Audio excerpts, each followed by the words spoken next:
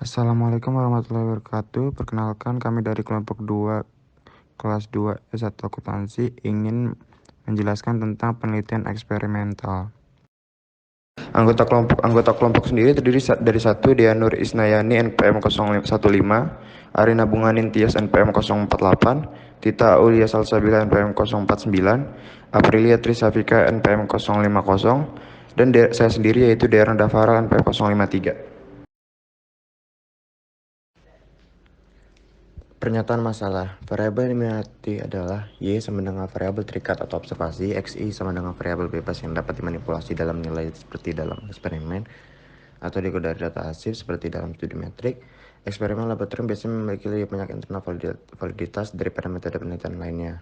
Khususnya studi lapangan atau riset saat kita menjauh dari lingkungan kontrol tinggi dari pengaturan eksperimental, berbagai ancaman terhadap validitas internal tumbuh dengan konsekuensi bahwa tes kualitas tidak lagi dapat diandalkan. Kita mungkin hanya mampu menjadikan asosiasi melalui langkah-langkah korelasi daripada arah ke asosiasi. Selanjutnya yaitu ada teori dan konteks. Yang pertama, mengenai peran teori dalam pengaturan penilaian nyata.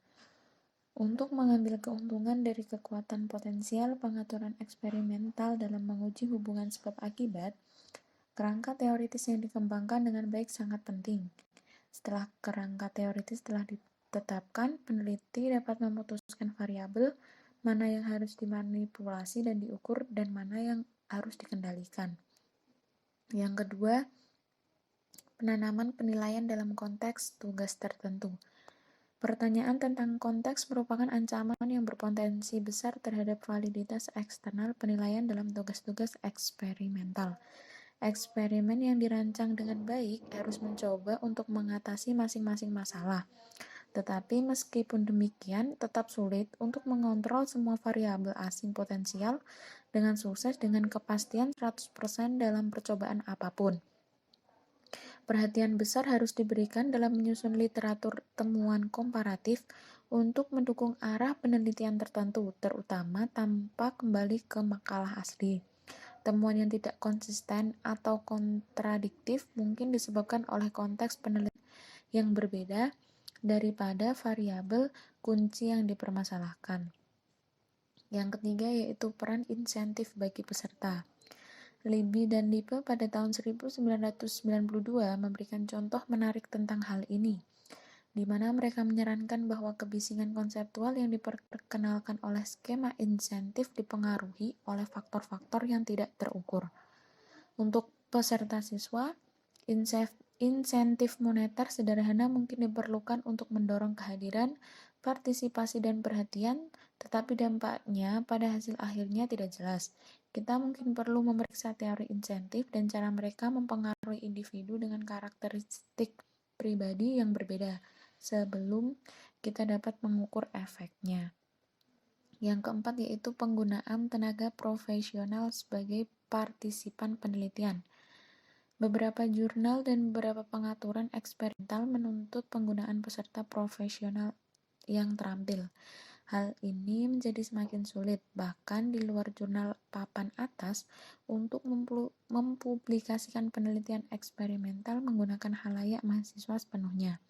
Hal ini terutama berlaku untuk audiens sarjana. Audiens siswa mungkin masih dapat diterima untuk pelaksanaan studi percontohan, tetapi mata kuliah praktisi atau profesional akan diperlukan untuk studi utama. Yang kelima ada penggunaan penipuan untuk membuat pengaturan penelitian yang sesuai. Fakta bahwa subjek ditempatkan dalam pengaturan laboratorium dapat menciptakan efek yang menghasilkan hasil yang tidak akan muncul di luar pengaturan eksperimental. Hal ini dapat terjadi karena berbagai alasan, termasuk di mana subjek dapat mengadopsi sikap yang mana mereka mencoba untuk menyenangkan peneliti.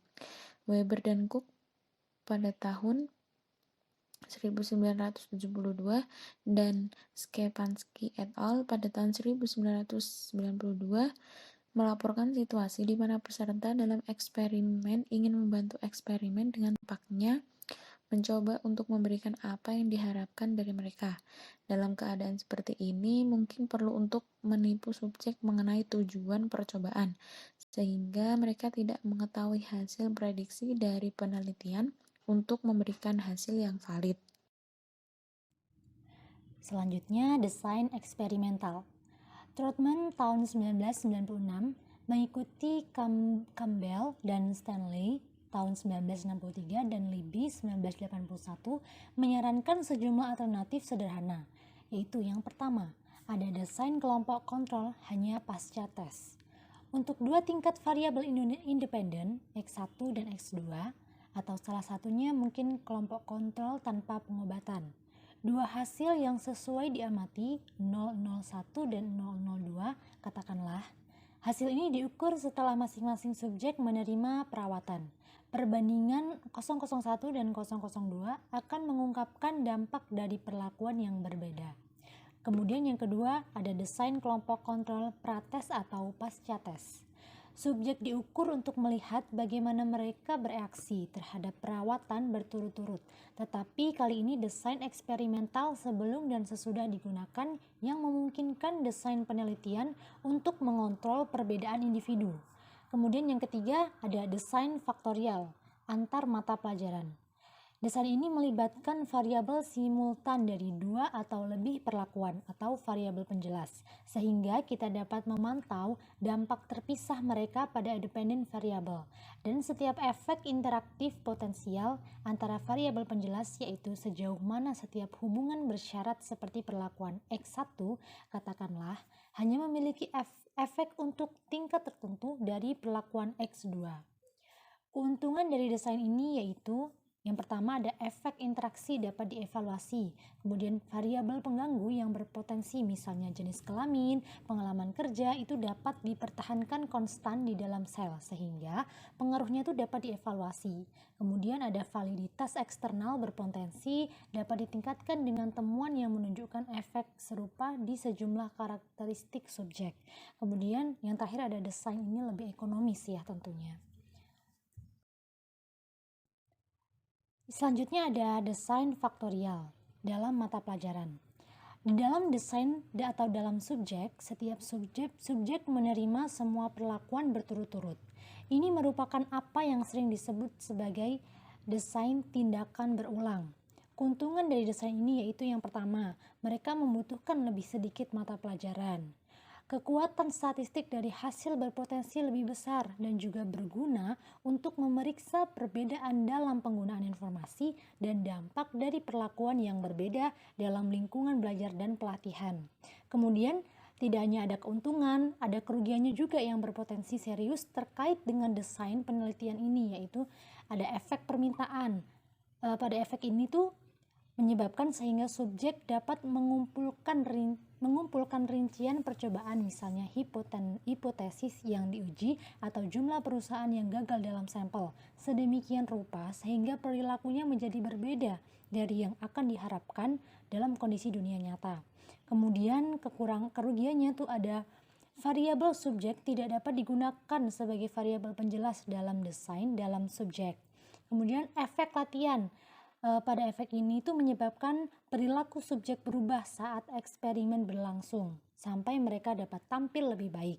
Kemudian ada efek bawaan. Misalnya dalam tugas prediksi kegagalan berturut-turut, harapan dibenarkan atau sebaliknya bahwa jumlah kasus yang gagal akan identik. Kemudian ada kerugiannya, ada efek statistik ya. Itu menyebabkan asumsi kesetaraan varians dilanggar dalam analisis varians dalam subjek ANOVA membuat uji F menjadi bias. Kemudian ada kekurangannya, ada efek Q-Salinge sehingga jumlah variabel yang menjadi fokus dalam eksperimen akan lebih sedikit. Hampir selalu ada variabel lain yang berpotensi berpengaruh dalam mengancam validitas internal, dan ini harus ditangani dengan melakukan beberapa bentuk kontrol. Nah, sejumlah prosedur alternatif sudah disiapkan. Di antaranya, yang pertama ada kelompok kontrol, yaitu untuk menahan variabel asing yang konstan. Kemudian pengacakan, yang menyebabkan distribusi variabel memiliki kemungkinan yang sama di semua variabel independen. Kemudian ada memegang konstan. yang menyebabkan variabel memiliki nilai yang sama di semua nilai variabel independen. Kemudian ada pencocokan, menyebabkan distribusi variabel adalah umum di masing-masing variabel independen.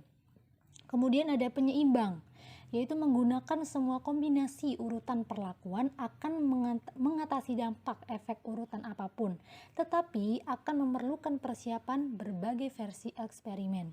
Kemudian yang terakhir ada mengabaikan variabel, baik dengan sengaja jika variabel dianggap memiliki dampak yang tidak penting, atau tidak sengaja, itu pada saat jika dampaknya tidak dipertimbangkan sama sekali.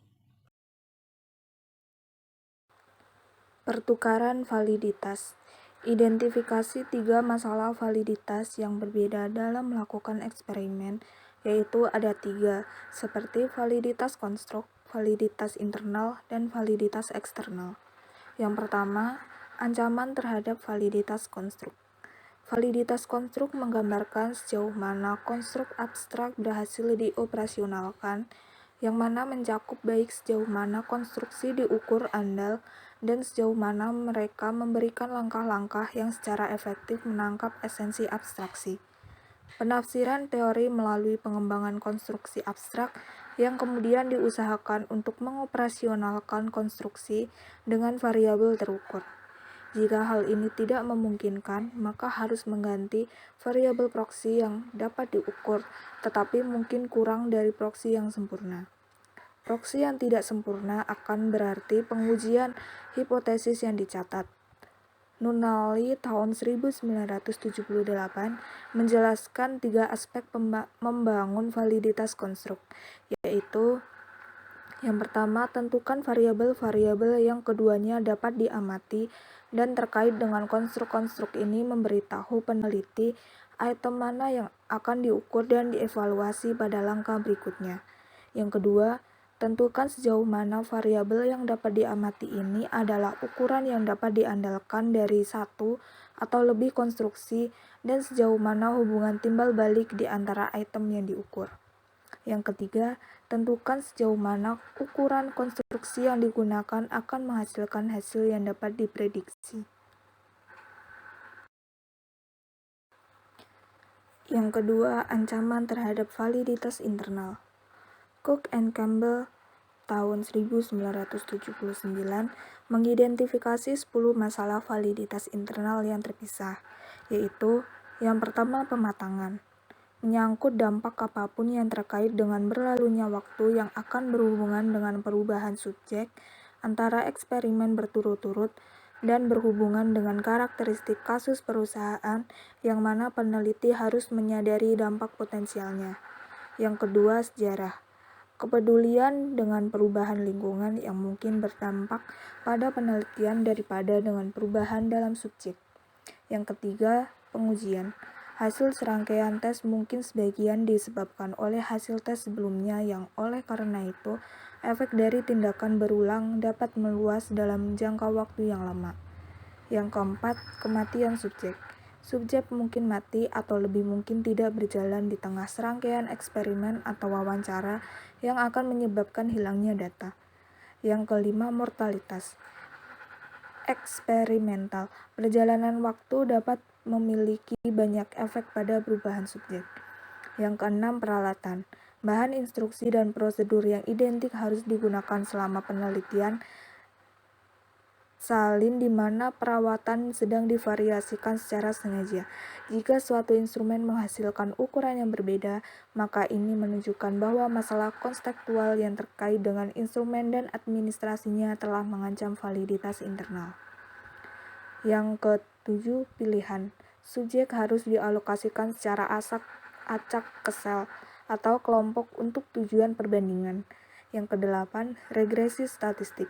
Akan ada kecenderungan statistik untuk hasil berturut-turut dari individu untuk mundur menuju min yang mana harus tercermin dalam interpretasi pola hasil yang berurutan dari waktu ke waktu. Yang kesembilan, imitasi perawatan, di mana subjek dapat berkomunikasi satu sama lain dan akan ada kemungkinan bahwa tidak akan mencapai respons. independen yang dapat diatasi dengan pengaturan eksperimental dengan meminta subjek untuk tidak berkolaborasi atau dengan memanipulasi perintah instrumen untuk menghalangi perbandingan yang berguna. Dan yang ke-10 adalah demoralisasi penuh kebencian. Perlakuan yang berbeda dapat menyebabkan tingkat motivasi yang berbeda di antara subjek dengan dampak konsekuensi pada hasil. Yang ketiga, ancaman terhadap validitas eksternal. Christensen tahun 1994 menetapkan 3 bentuk perhatian validitas eksternal, yaitu yang pertama, validitas populasi. Temuan penelitian harus dapat digeneralisasikan kepada orang lain, perusahaan, negara, dan atau budaya sebagaimana mestinya. Akan tetapi banyak sampel penelitian yang tidak representatif yang seringkali karena masalah akses dalam pengaturan studi lapangan yang membuat perluasan temuan bermasalah. Yang kedua, validitas ekologi. Temuan penelitian dapat digeneralisasikan untuk situasi lain dan pengaturan lingkungan.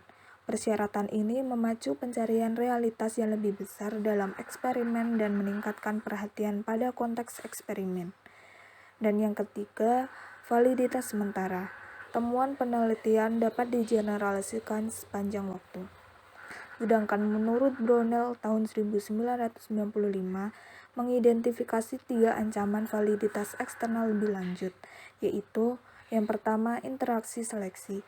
Manajer organisasi biasanya memilih anggota staf yang akan berpartisipasi dalam penelitian, yang mana mereka biasanya akan menjadi pemain yang lebih baik dan mereka akan selalu menjadi mereka yang memiliki waktu luang. Yang kedua, interaksi pengaturan. Tanpa replikasi yang juga tidak mungkin dicapai, kita tidak dapat mengeneralisasi temuan dari sekelompok orang tertentu dalam suatu organisasi kepada orang lain di tingkat yang berbeda atau di lokasi lain atau organisasi yang berbeda. Dan yang ketiga, interaksi pengobatan, di mana perawatan sebelumnya tampaknya berdampak pada yang berikutnya, yaitu dalam desain eksperimental dalam subjek. Mungkin ada hubungan bersyarat yang memerlukan desain ulang model penelitian. Yang berikutnya yaitu ada penelitian kuasi eksperimental. Eksperimen yang dilakukan di lapangan masih sangat jarang muncul ke dalam literatur karena adanya kendala akses, pertimbangan etis, dan adanya syarikat kerja. Kendala seperti itu sama sekali tidak membatasi karena pada tahun 1924 ketika serangkaian eksperimen dimulai telah menjadi salah satu contoh eksperimen yang paling terkenal di lapangan meskipun besar untuk alasan yang jelas. Setelah eksperimen yang terjadi pada tahun 1927 hingga 1932, kemudian muncullah beberapa isu penting yang memiliki implikasi yang lebih luas untuk penelitian. Yang pertama yaitu proses mencocokkan yang digunakan membuat kita percaya bahwa kita mungkin tidak membandingkan yang serupa dengan yang serupa. Pengacakan dalam penugasan subjek ke dalam kelompok lebih disukai, terutama jika kita ingin melakukan analisis statistik.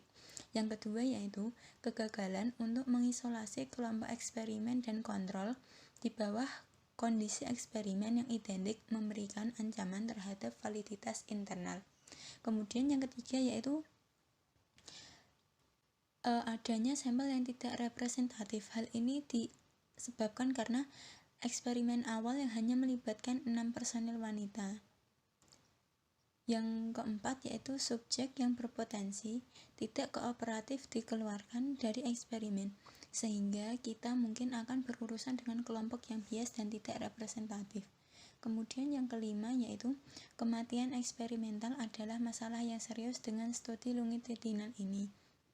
Dan yang terakhir yaitu sejumlah besar variabel intervensi yang terkait dengan sikap karyawan untuk bekerja satu sama lain yang telah diabaikan, misalnya yaitu pengaruh keamanan kerja.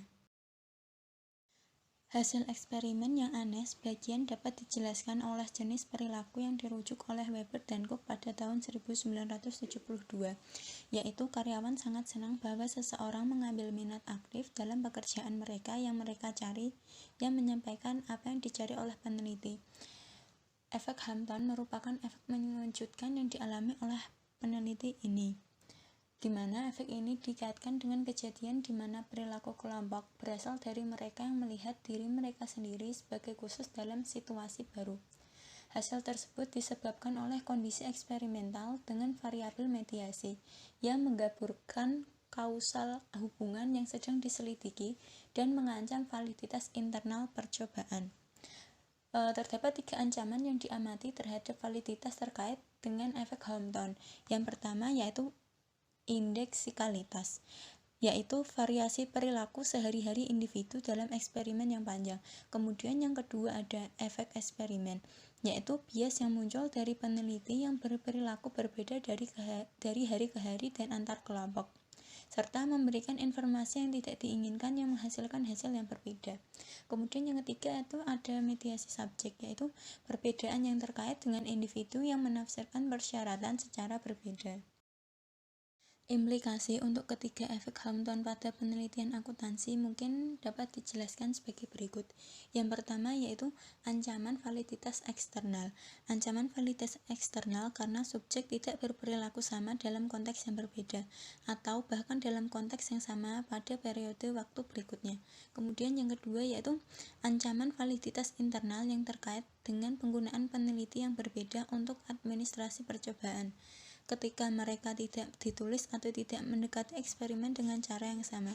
Dan yang ketiga yaitu ancaman validitas internal, berasal dari asumsi tentang pribadi karakteristik, kemampuan dan motivasi subjek penelitian, serta pemahaman tentang tugas eksperimen dan instrumentasi. Hasil dari studi Hampton memberikan peringatan yang diperlukan jika kita merenungkan pencarian validitas eksternal yang lebih besar dalam pengaturan eksperimental. Desain kuasi eksperimental bertujuan untuk mengurangi kepalsuan situasi, pertukaran validitas internal yang tidak dihindari karena kurangnya kontrol atas variabel asing dan kelompok yang berpartisipasi dapat membuat manipulasi yang mengancam validitas internal. Perencanaan rinci pada tahap desain sangat penting dalam pengaturan eksperimental. Meskipun begitu, sangat sulit untuk memastikan 100% bahwa mencakup segala sesuatu yang menyebabkan kesulitan, yang berarti bahwa eksperimen tambahan diperlukan untuk memperbaiki kekurangan. Jika akses dibatasi, baik berdasarkan waktu dan ketersediaan, maka akan timbul suatu masalah yang akan berakibat pada tertundanya sebuah analisis. Sekian dari kelompok kami. Apabila ada kesalahan dalam menjelaskan, mohon dimaafkan. Wassalamualaikum warahmatullahi wabarakatuh.